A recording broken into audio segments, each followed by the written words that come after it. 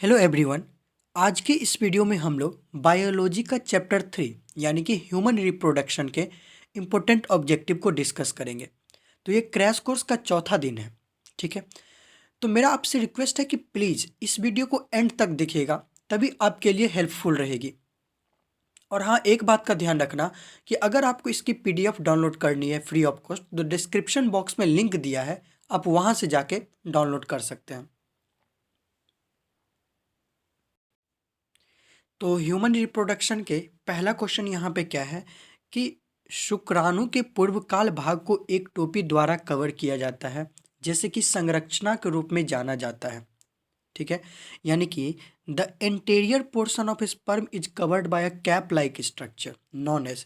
तो जो anterior portion जो होता है स्पर्म का, वो कवर्ड रखा ढका हुआ रहता है, यानी कि कैप लाइक स्ट्रक्चर, उसको हम क्या बोलते हैं, ठीक है। तो फर्स्ट का जो करेक्ट ऑप्शन जो होगा वो क्या हो जाएगा, एक्रोसोम हो जाएगा, ठीक है। तो बहुत ही अच्छा क्वेश्चन है, कई बार एग्जाम में पूछा गया इस क्वेश्चन को, इसलिए मैंने ये क्वेश्चन को लिया है।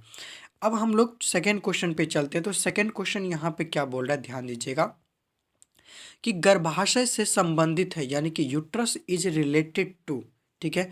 तो सेकंड का जो करेक्ट ऑप्शन जो होगा वो क्या हो जाएगा, बी हो जाएगा, यानी कि फीमेल रिप्रोडक्टिव सिस्टम होगा। तो ये भी हम लोग को मालूम होना चाहिए कि फीमेल रिप्रोडक्टिव सिस्टम यूट्रस का पार्ट, ठीक है।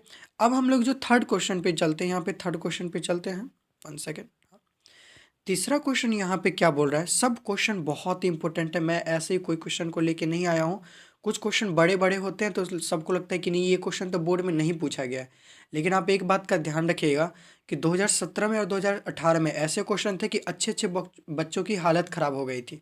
तो हम ये रिस्क नहीं ले सकते हैं कि इस ऑब्जेक्टिव को नहीं पढ़ेंगे। जब आप इतना ऑब्जेक्टिव पढ़ रहे हो तो एक दो ऑब्जेक्टिव और पढ़ लो, ठीक है। तो इसलिए कुछ कुछ क्वेश्चन ऐसे हैं जो बड़े हैं, आपको लगेगा कि नहीं ये तो बोर्ड में आने ही वाला नहीं है, क्या पता वो बोर्ड में पूछ दे, ठीक है। तो थर्ड क्वेश्चन यहाँ पे क्या बोला है कि एक महिला में मासिक धर्म चक्र की समाप्ति को कहा जाता है, ठीक है। यानी कि cessation of menstrual cycle in a women is called, यानी थर्ड का जो करेक्ट ऑप्शन जो होगा वो क्या हो जाएगा, बी हो जाएगा, यानी कि रजोनी वृत्ति हो जाएगा, यानी कि मेनोपॉज हो जाएगा, ठीक है। बहुत ही इंपॉर्टेंट क्वेश्चन है। अब हम लोग क्वेश्चन नंबर फोर्थ पे चलते हैं। तो क्वेश्चन नंबर फोर्थ यहाँ पे क्या बोल रहा है, ध्यान दीजिए कि वृष्ण यानी कि स्तनधारियों में अंडकोश में उतरते हैं। तो इसका ऑप्शन क्या है, हाँ, यानी कि testis descends into scrotum in mammals for spermatogenesis, यानी कि शुक्राणु जनन, ठीक है। फर्टिलाइजेशन यानी कि निषेचन, डेवलपमेंट ऑफ सेक्स ऑर्गन्स यानी कि यौन अंगों का विकास, उसके बाद आंत के अंगों का विकास यानी कि डेवलपमेंट ऑफ विसरल ऑर्गन्स। तो फोर्थ का जो करेक्ट ऑप्शन जो होगा वो क्या हो जाएगा, ए हो जाएगा। तो फोर्थ का करेक्ट ऑप्शन ए हो जाएगा, ठीक है। अब हम लोग क्वेश्चन नंबर फिफ्थ पे चलते हैं। तो क्वेश्चन नंबर फिफ्थ यहाँ पे क्या बोल रहा है, ध्यान दीजिए कि एंट्रम एंट्रम की गुहा है, यानी कि एंट्रम इज कैविटी ऑफ। तो फिफ्थ का जो करेक्ट ऑप्शन है वो क्या हो जाएगा, बी हो जाएगा, यानी कि क्या चाहिए, ग्राफियन फॉलिकल हो जाएगा, ठीक है, ग्राफियन फॉलिकल। अब हम लोग क्वेश्चन नंबर सिक्स पे चलते हैं। तो क्वेश्चन नंबर सिक्स पे यहाँ पे क्या बोल रहा है कि महिलाओं में माध्यमिक यौन चरित्र हार्मोन की प्रतिक्रिया में विकसित होते हैं, ठीक है। तो secondary sexual character in females developed response to hormone. तो कौन सा हार्मोन रेस्पॉन्सिबल होता है, तो सिक्स का जो करेक्ट ऑप्शन जो होगा वो हो जाएगा सी, यानी कि इस्ट्रोजन, ठीक है, एस्ट्रोजन। तो अब हम लोग, तो सिक्स का करेक्ट ऑप्शन क्या हो जाएगा, सी हो जाएगा। अब हम लोग सेवेंथ पे चलते हैं। तो सेवेंथ क्वेश्चन यहाँ पे क्या बोल रहा है, ध्यान दीजिए कि बार्थोलिन की ग्रंथि में होता है, यानी कि बार्थोलिन ग्लैंड्स अकर इन। तो सेवन का जो करेक्ट ऑप्शन होगा वो क्या हो जाएगा, बी हो जाएगा, यानी कि योनि के किनारे, यानी कि साइड्स ऑफ वेजिना, ठीक है। अब हम लोग क्वेश्चन नंबर, तो सेवन का जो करेक्ट ऑप्शन होगा वो क्या हो जाएगा, बी हो जाएगा। अब हम लोग एट्थ क्वेश्चन पे चलते हैं। तो एट्थ क्वेश्चन यहाँ पे क्या बोल रहा है कि जो पुरुषों से संबंधित है, यानी जो पुरुषों से संबंधित है, यानी कि which is related to males, ठीक है। तो एट का जो करेक्ट ऑप्शन जो होगा वो क्या हो जाएगा, सी हो जाएगा, यानी कि पुरुष नसबंदी, यानी कि वेसेक्टोमी, ठीक है। अब हम लोग क्वेश्चन नंबर नाइन्थ पे चलते हैं। तो क्वेश्चन नंबर नाइन्थ यहाँ पे क्या बोला कि शुक्राणु जनन का विनियमन द्वारा किया जाता है, यानी कि तो 9 का जो करेक्ट ऑप्शन जो होगा वो क्या हो जाएगा, सी हो जाएगा, यानी कि एंड्रोजन हो जाएगा। ठीक है, अब हम लोग 10th क्वेश्चन पे मूव करते हैं। तो 10th क्वेश्चन यहाँ पे क्या बोल रहा है, एक सेकेंड।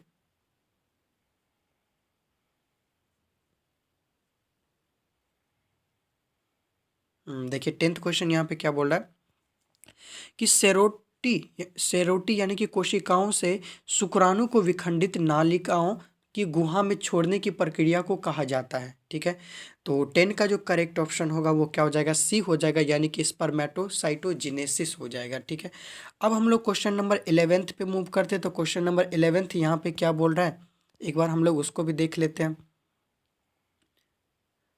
क्वेश्चन नंबर 11 यहाँ पे क्या बोला है कि जब अंडाशय से मुक्त होता है मानव अंडा होता है, तो when released from ovary human egg contains, तो ह्यूमन एग में क्या कंटेन रहता है, 1 Y chromosomes, 2 X chromosome, 1 X chromosome या फिर XY गुणसूत्र। देखो बहुत इंपॉर्टेंट क्वेश्चन है और इस क्वेश्चन को मैक्सिमम स्टूडेंट्स गलत करते हैं। ठीक है, वो क्वेश्चन को सही से पढ़ते नहीं है और वो गलत करते हैं।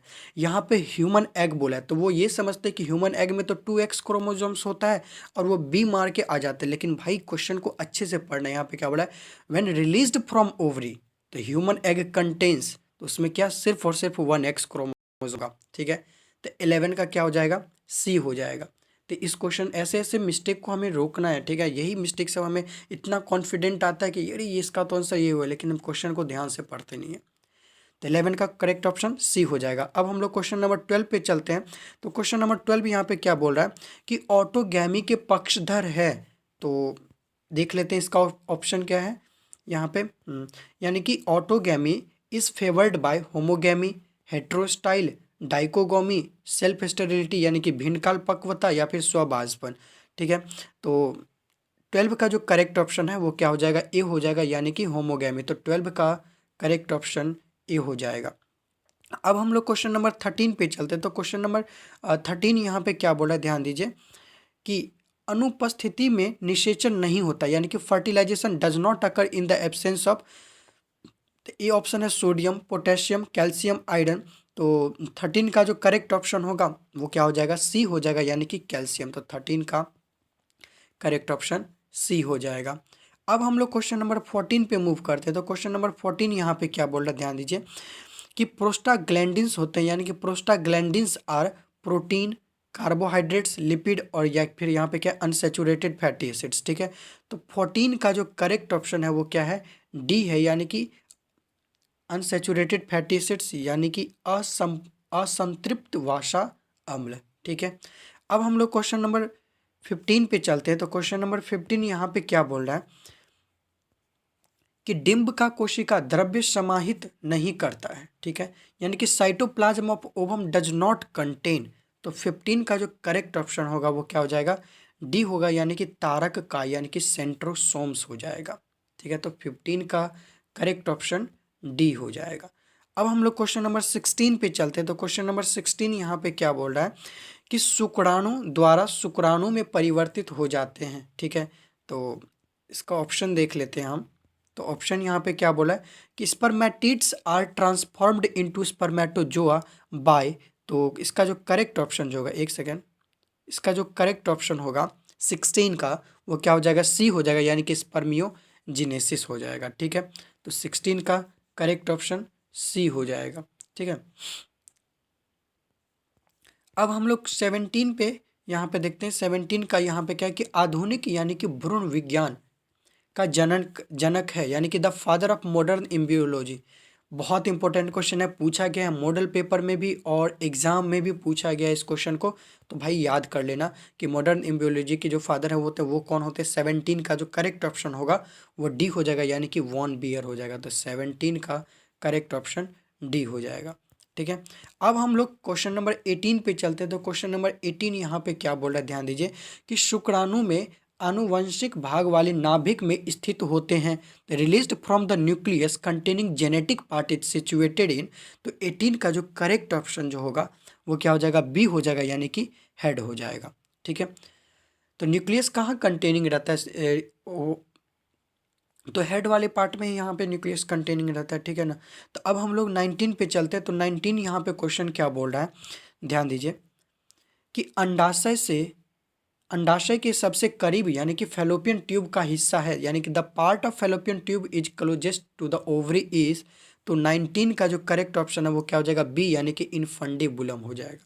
ठीक है, अब हम लोग क्वेश्चन नंबर 20 पे मूव करते हैं। तो क्वेश्चन नंबर 20 यहाँ पे क्या बोल रहा है, देखिए कि स्तनधारी अंडे की दरार है, स्तनधारी अंडे की दरार है। ठीक है, तो यहाँ पे करेक्ट ऑप्शन क्या हो जाएगा 20 का, तो 20 का करेक्ट ऑप्शन जो हो जाएगा वो क्या हो जाएगा, बी हो जाएगा, यानी कि होलोब्लास्टिक हो जाएगा। तो 20 का करेक्ट ऑप्शन बी हो जाएगा, 20 का करेक्ट ऑप्शन बी हो जाएगा।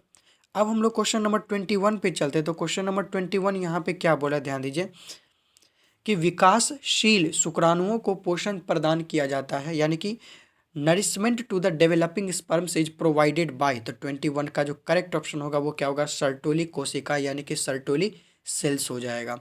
तो 21 का डी हो जाएगा। ठीक है, तो 21 का करेक्ट ऑप्शन डी हो जाएगा। बहुत बार एग्जाम में ये भी क्वेश्चन भी पूछा गया है।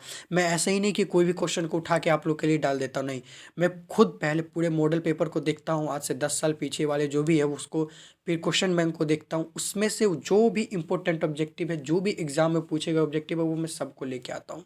ठीक है, तो आप इतना करके जाओगे ना तो आपका इस चैप्टर से ऑब्जेक्टिव नहीं आने वाला।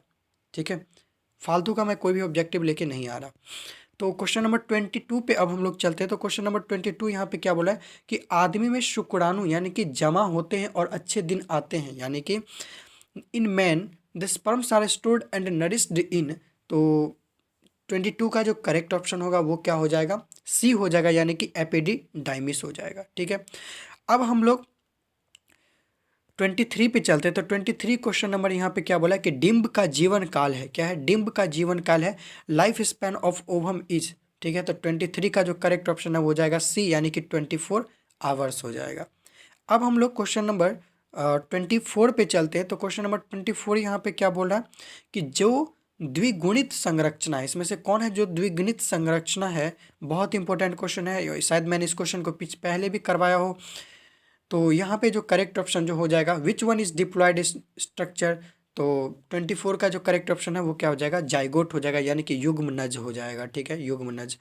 अब हम लोग 25th वाले क्वेश्चन पे मूव करते हैं। तो 25th क्वेश्चन यहाँ पे क्या बोल रहा है कि जो पुरुष में अनुपस्थित है, यानी कि which one is absent in male. ठीक है, बल्बोयूरिथ्रल ग्लैंड्स, बार्थोलिन ग्रंथियाँ, प्रोस्टेट ग्रंथि, कॉपर्स ग्रंथियाँ, यानी कि कॉपर्स ग्लैंड, प्रोस्टेट ग्लैंड हो जाएगा। तो इसमें से करेक्ट ऑप्शन जो 25th का होगा वो क्या हो जाएगा, बी हो जाएगा। तो 25th का करेक्ट ऑप्शन क्या हो जाएगा, बी हो जाएगा। ठीक है, यानी कि बार्थोलिन्स ग्लैंड्स हो जाएगा।